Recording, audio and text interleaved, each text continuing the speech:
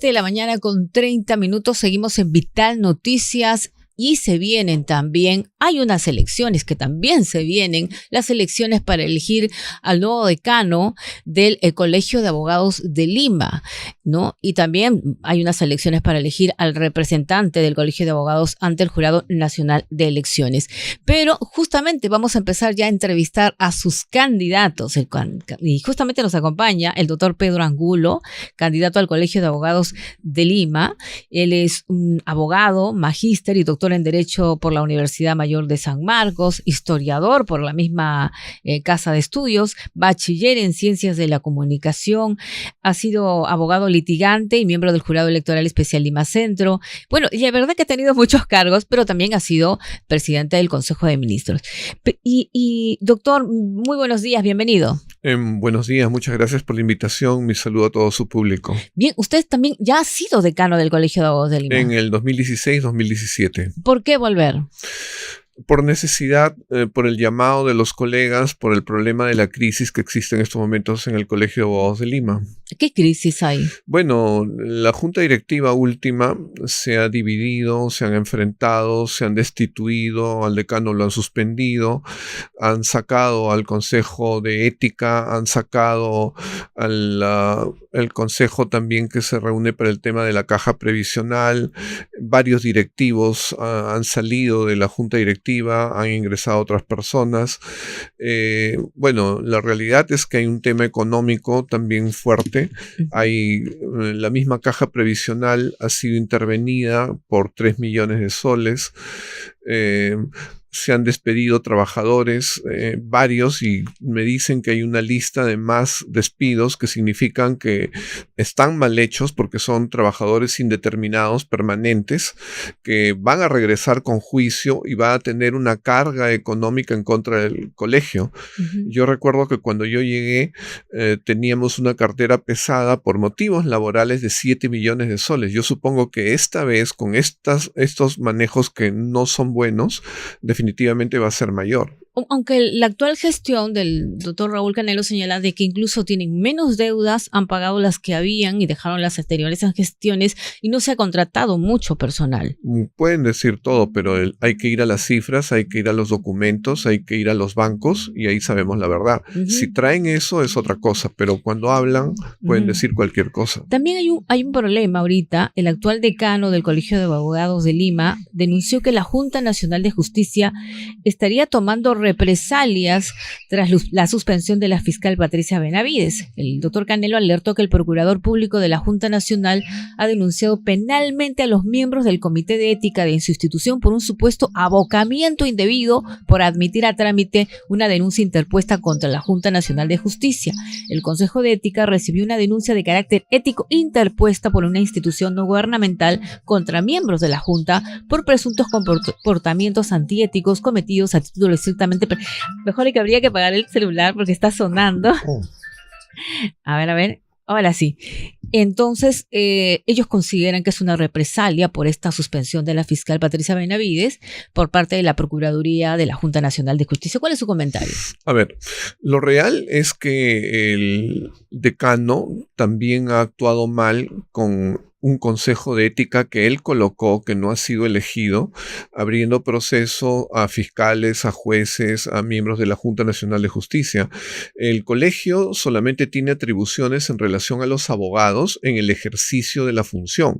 Es decir, yo defiendo a alguien, le soy desleal, yo defiendo a alguien, le cobro el 50% y después me desaparezco.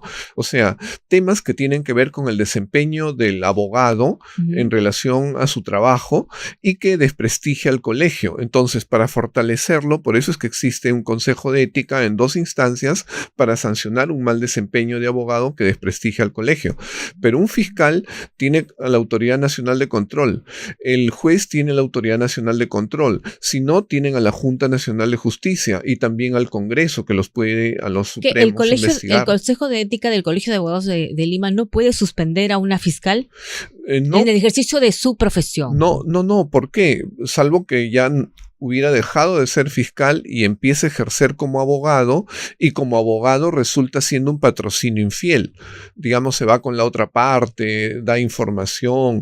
Entonces, no es en relación a un fiscal y el desempeño de su función fiscal, ni en relación al juez y el desempeño de su función de juez. Es en relación al abogado, el control que se hace, y su actitud, su desempeño como abogado. En este caso, con respecto a la fiscal Patricia Benavides, el Consejo de Ética del colegio actuó erróneamente, en su opinión. Para mí sí, porque la están analizando en su desempeño como fiscal, no como abogado. Otro tema también, doctor, ¿cuál es su opinión sobre la desactivación de los equipos especiales del Ministerio Público como Lavallato?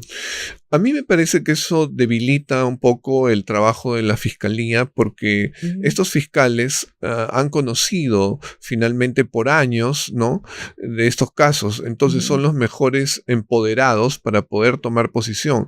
Cuando viene todo un equipo nuevo a recién estudiar, trabajar, analizar y formar un criterio, eso debilita. En todo caso, si las cabezas eran las que estaban mal, debían de separar a las cabezas, pero no a todo el equipo. Ese es el problema.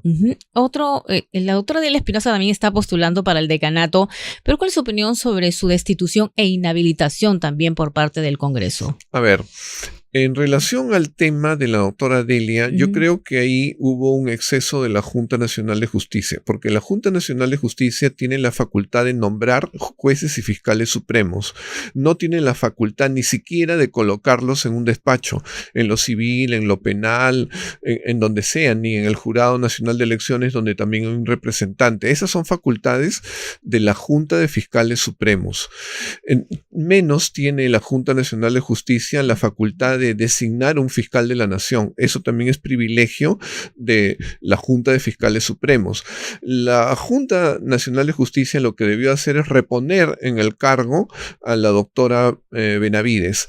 Además, sí, también creo que hubo un error, no sé, fue mal asesorada la doctora Delia Espinosa, porque no debió impedir el paso a la doctora Benavides. La doctora Benavides debió ser repuesta como fiscal supremo y ella llevar a la Junta de Fiscales Supremos el pedido o la disposición, porque más parece una orden que así la han querido ejecutar, de la Junta Nacional de Justicia de que devolverle el cargo. Ella no podía despojarse de un cargo que no se lo ha dado la Junta Nacional de Justicia, sino la Junta de Fiscales Supremos.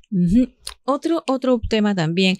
La presidenta del Poder Judicial consideró injustos los calificativos que desde el poder político han recibido los jueces que han inaplicado leyes que consideran inconstitucionales y cumplieron con el deber de hacer el control difuso. Recordemos que el presidente del Congreso criticó a la doctora Janet Tello por respaldar a jueces que inaplican normas como la ley que precisa los alcances de los delitos de lesa humanidad al considerarlas inconstitucionales mediante el control difuso.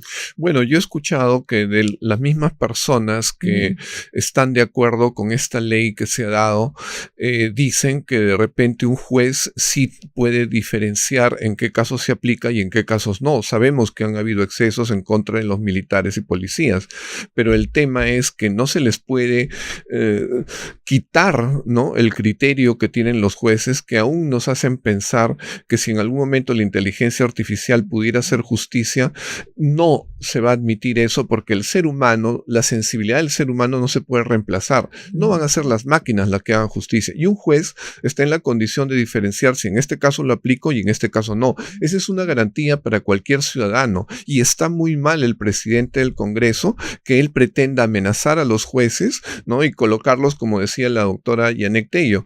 Nosotros no estamos supeditados, no somos un apéndice de ningún poder. Ellos son independientes y la presidenta hace bien en defender a los jueces. También hay que señalar de que el Congreso, algunos señalan que el Congreso ha aprobado leyes pro crimen y si en su opinión esto es así y si deberían ser derogadas. Yo creo que hubo algunas leyes que sí tenían defectos, pero creo que las correcciones también han sido excesivas. Por ejemplo, en el tema de los plazos, de los tiempos. Hay personas que pueden criticar lo que dura un proceso, pero yo he sido fiscal, yo lo conozco. Es más, yo he hecho exposiciones cuando decían que las investigaciones debían de ser en 1 en 2 años, desconociendo las dificultades del proceso y la carga que manejan jueces y fiscales. Yo hice un trabajo, una investigación propia, y el promedio en los casos de homicidios sin mayor complejidad para que se tenga ya categóricamente una persona imputada son 4 años. Y eso definitivamente lo están desconociendo. El tema de la colaboración eficaz a mí me parece que ha habido un exceso. Y como decano del Colegio de Abogados de Lima, si llego a tener el respaldo de mis colegas, voy a formar una comisión especial que analice desde el punto de vista jurídico, estrictamente no político, si las leyes esas están bien. Y mandaremos los proyectos del Colegio de Abogados de Lima para los cambios necesarios, fundamentados. Muchos señalan que se ha roto el equilibrio de poderes, vamos a tener un super Senado, incluso con más poder que el Ejecutivo. ¿Está de acuerdo? A mí me parece que eso va a depender también de la elección, pero hay un problema que es el tamiz de quienes son propuestos por los partidos políticos, lo que una vez dijo Marta Hillebrand. Los ciudadanos votan entre la oferta que colocan los partidos políticos. Si la oferta es mala, la elección va a ser mala y hay partidos que no se han preocupado por la oferta política. Antes están pensando en los pagos que hacen el partido para comprar un espacio y postular con mayor ventaja un curul. Entonces, sí creo que hay un problema porque el país ya ha pasado por la necesidad de tener que el Ejecutivo tenga respaldo en el Congreso. Ahora son 2 cámaras. El Ejecutivo debería de tener respaldo tanto en diputados como en senadores para darle gobernabilidad al país, porque si no, hay una mayoría que se ponen de acuerdo y traban al gobierno, al Ejecutivo, le imponen condiciones, le exigen ministerios y finalmente vamos a estar entrampados como hemos estado en los últimos años. Entonces yo extraño las épocas en que el Ejecutivo tenía un respaldo en el Congreso y podía gobernar bien. En los últimos años eso no ha sucedido y hay quienes están vaticinando en estos momentos que probablemente se va a repetir lo mismo que hemos visto en los años pasados, en que han vacado un presidente porque no se sometió, no porque necesariamente se equivocó e hizo algo malo. A veces un hecho mínimo sirve de pretexto luego de un escándalo, de una campaña mediática para sacar un presidente y eso está muy mal. Hablando de presidente, doctor, usted fue presidente del Consejo de Ministros en el gobierno de Dina Boluarte, creo que poco tiempo, ¿no? ¿Cuánto 11 tiempo? días. 11 días. Y en junio pasado, usted aseguró que la presidenta Dina Boluarte no es responsable penal por las muertes durante las protestas contra su gobierno. ¿Lo ratifica?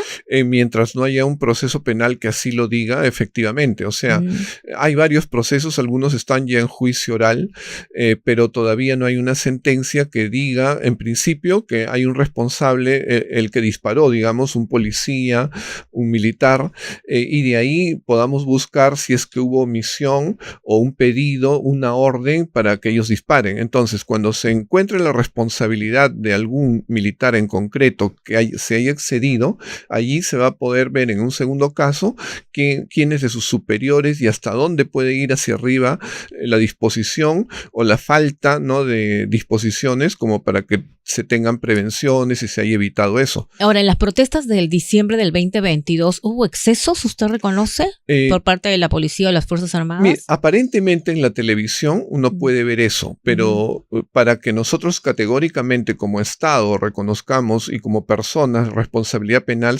lo tiene que decir un juez.